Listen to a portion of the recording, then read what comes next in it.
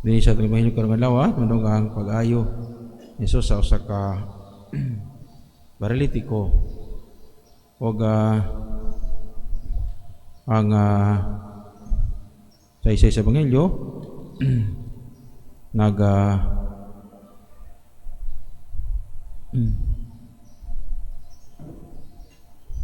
saysay ka na to kabahin sa maong tao nga masakiton nga wala siya mahimo sa iyang kabulingon, no?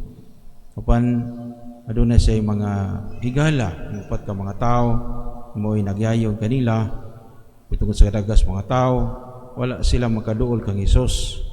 Busag yung kami lang sa kabahin sa atop tungod kay ni Hesus, ilang gitunton ang paralitiko nga naghigda sa iyang higdaanan, no?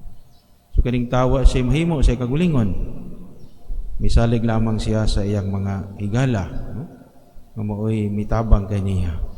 Sumo sa atong kinabuhi sa pagtuo, bisa na atong pagtuo sa personal nga nato buhat o kasinatian pan sa laing bahin kinusa nagtawag ka nato nga atong pagtuo kauban nato ang atong katilingban, no?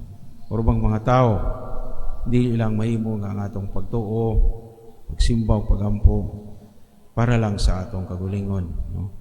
Para lang sa atong kabuluhanan.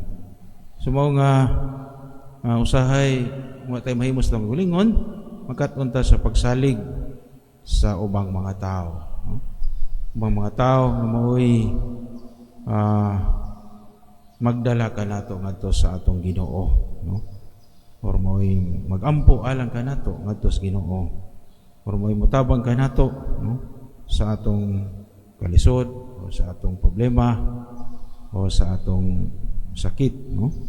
So hanglan ta sa ubang mga tao mo kanang pagdunalang ka nato, hanglan ta sa ubang mga tao dili ta mahimong mabuhi nga mag-inusara o para sa atong kagulingon lamang, no?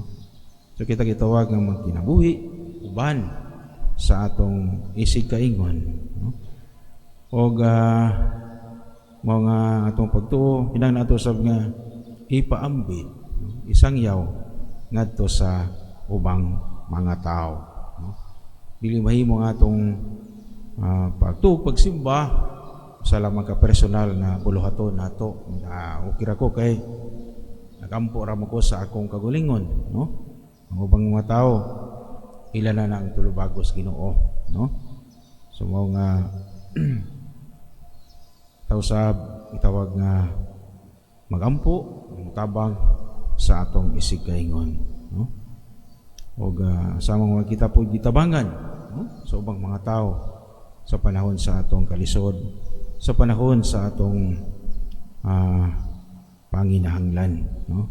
So importante nga nanginahanglan ta suban ang mga tao sa nagkinahanglan kanato, no?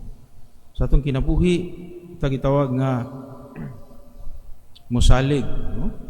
Sa atong isig kaingon kita pod kasaligan nila, no? Kung sila na po'y manginahanglan mahangyo sa atong tabang, magkalaon pod sila na kita pod kasaligan, kita pod buhat sa atong responsibilidad sa atong tulubagon sa pagtabang kanila, no? So mo na importante itong kinabuhi kita kasaligan sa itong kinabuhi sa gagmay patang mga bata masusupa nagsalig raman tas uban, no? Atong sense of dependency magsalig tas ubang mga tao aron ta mabuhi sama sa atong ginikanan, no? Sa ubang hamtong nga mga tao nya sa dihang maghanam na tag kahamtong kay dako magkinabuhi na ta nga mag-inusara, no? Sense of independence, mabuhi ra ko nga ako lang usa, maningkamot ra ko ang trabaho, no?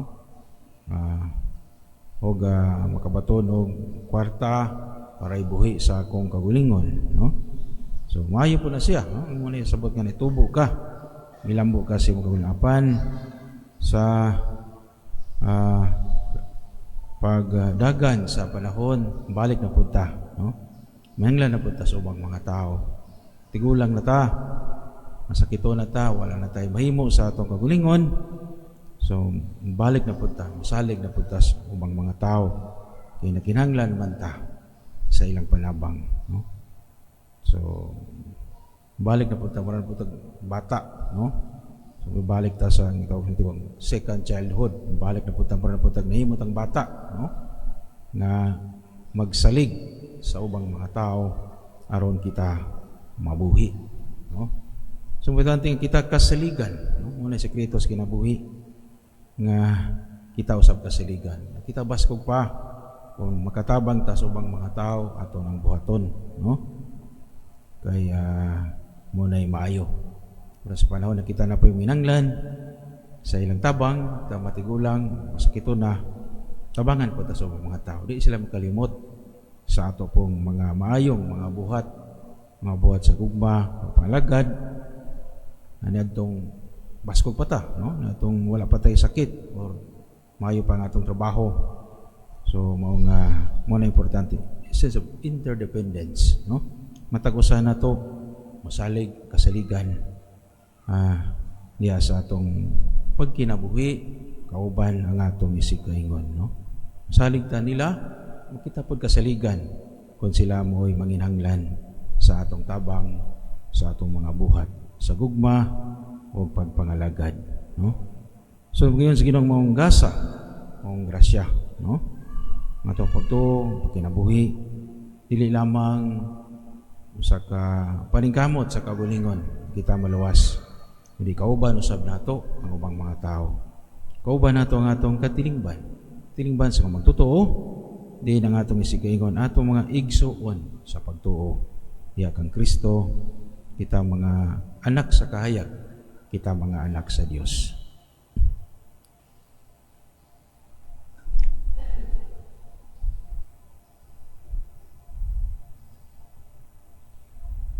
Manindog kitang tanan, alas sa